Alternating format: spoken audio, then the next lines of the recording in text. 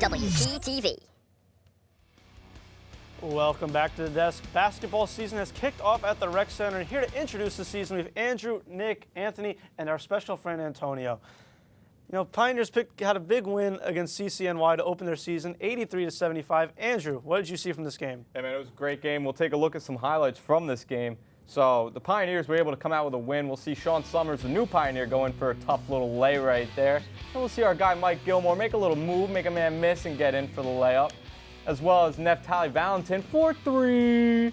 And then, you know, we got a little Rippedo, Monahan, Neff, bang!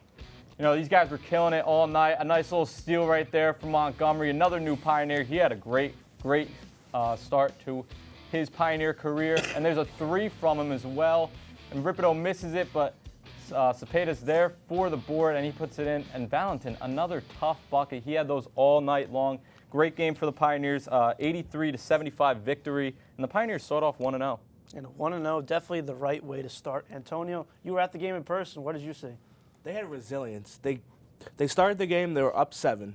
Then they went down, but they didn't let the lead get far away from them. And they went on their run. They came back. They were down 1.5. They were down late in the game, and then they just turned up at the end of the game and won the game. They didn't make any bad turnovers. You know, definitely stayed composed as the game was getting tight late. Nick? You know, it was a really interesting game to see because what we saw was the Pioneers essentially having to play small ball because there's not a lot of bigs. And CCNY, they had a couple of big guys out there, but it didn't deter the Pioneers. You saw, you know, guys who have, 5-6 inches shorter guarding these players on CCNY and still getting it done and still, getting the steals, still getting big-time buckets. So it was really great to see the heart from the Pioneers team and them able to get the victory. You know, definitely fought adversity through this game. Anthony, you were on the call on Brave New Radio. What did you see? Yeah, no, this was a great game for the Pioneers in terms of getting to the line and forcing free throws. 3 players from CCNY fouled out. Ricardo Dixon, Amir Sani, and Bryan, the 3 biggest players on CCNY. They were killing the Pioneers on the board all night. And then Dixon went down, went down, Asani went down. And once that happened, once the Pioneers got those 3 bigs out of the game, Pioneers were really able to thrive. And they were not afraid to go get dirty into the basket. Yeah, the Pioneers are definitely guard-driven team. Rebounds going to be hard to come by, so they're going to have to be scrappy and get every board that they can get. But, you know, Nick, with a few seniors leaving at the end of last season, who would you like to see take a step up for the Pioneers this year?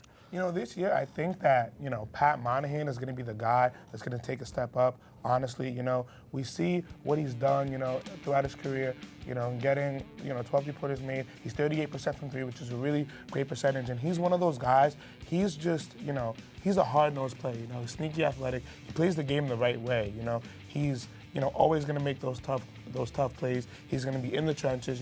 He's going to die for those loose balls. He's going to show that effort, and I think that type of stuff is what propels a team, especially a team that's going to be smaller than a lot of different other schools. He's going to be the guy that really galvanizes the team to get those big-time victories and get on those big-time runs. Yeah, no, I could be mistaken, but I believe Pat Monahan leads Butler High School in charges all time. So that's a big-time charge against CCNY. Definitely his claim to fame. Anthony, who is your leader? Let's go with Michael Gilmore. He had a double-double against CCNY.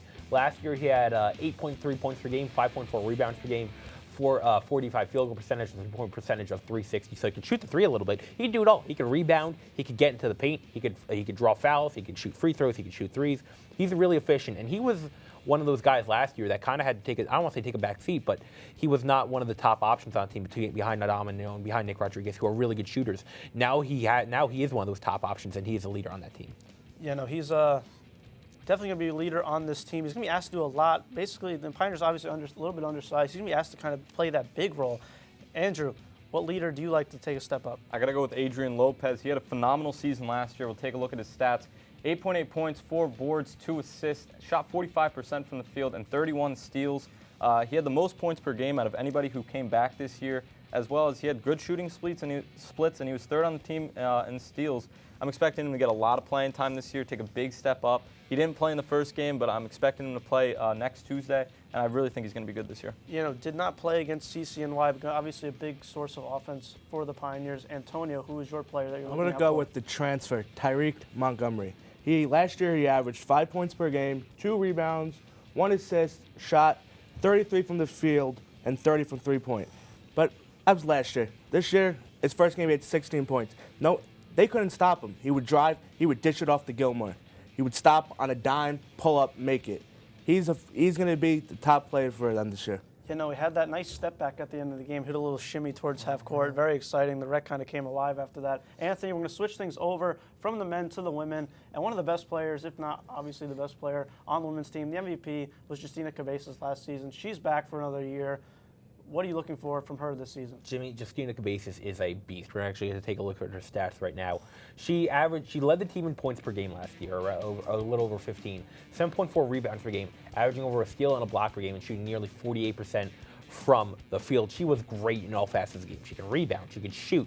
She's not going to shoot a ton of threes, that's not her game, but she can drive to the paint, she can draw fouls, she can shoot free throws. She's very efficient in all those categories, and she really gets other players involved, like Yakira Rosa, like Bree Smith, like Victoria Palladino. She's really, really efficient, and she is a big, big reason. If the Pioneers are going to have success this year, she's going to be the reason why. Andrew, what do you see from Cabezas? Well, she was all NJAC first team last year, and how could she possibly not be with those stats? She put out a phenomenal season last year. I'm expecting just about the same. Brianna Brooks, gone now from this Pioneer team. She's the sole leader of this team. She's going to take a big jump this year, and I'm really excited to watch her play. You know, without Brianna Brooks, she's going to be asked to take on even larger roles, so I look forward to seeing that from her. And Nick, what are you looking for? Look, we got to be honest here. Cabezas is the best big at William Patterson University for basketball. Like, guys or girls, you know. She's played amazing throughout, 15 and 7. I'm expecting probably averaging a double-double this year, really taking that step forward on the boards and stuff like that. And we saw a lot of a mid-range game last year, so I'm expecting since the mid-range game we saw last year, we may even see a little bit more, maybe a 3-a game, something like that, an attempt. So, I'm interested to see how her game's going to grow. You know, definitely one of the tallest people on the women's team, but she can play at that kind of like stretch force. She can play as a wing. Antonio, what do you see from her? I think simple answer. Just play like she played last year. She was phenomenal last year. No one could stop her down low. Just become a bigger leader this year. I think her leadership's going to play huge for this team. You know, Antonio, I'll keep it with you. The Pioneers' preseason ranking for the women are ranked number 6. You know, I know in that locker room they probably like to see themselves be higher. What do you expect to see? You expect them to see them outperform that ranking? So last year they averaged about 63 points per game last year, 40 rebounds per game, and 13 assists per game. They shot 38 from the field and 30 from the three-point line. They were 13-11 last year and 11-7 in the conference. I think they're the dark horse this year. If they can improve on the field goal percentage and the three-point percentage, they will be a top 4 team in that division this year. You know, most all their shooters came back. You know, Bree Smith played a big role shooting. Yakira Rosa can take a step up shooting. Palladino, if she can take a step up offensively. Nick, what is your outlook for the season? You know, for me, I think that, the Pioneer team, I think they're better than number 6 for sure. But I think the X factor and what they're going to need to focus on is really the charity stripe. They shot 69% from the free throw line last year, which, frankly, you got to do better than that. Leaving over 100 free points, essentially, on the table. You got to do better than that. And I think that, kind of focusing on those kind of little things and kind of rounding out the edges, making sure you're getting to the line still, and you're making it when you get to the line. That's kind of the thing that they need to work on, and then that should help them for the season. Anthony?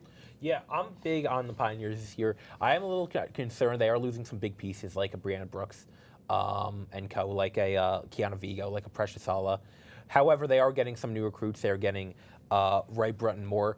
They're also getting Anissa Ortega, who are going to play big roles on this team. Yakira Rosa is back for another year. Victoria Palladino should only take a step up. Mind you, last year was her first year. I really expect her to thrive this year. Pioneers should be a good team this year, but it really depends on how they shoot the ball. I think when they shoot the ball, they thrive. When they fail to shoot the ball, that's when they really struggle. I'm really excited for their season.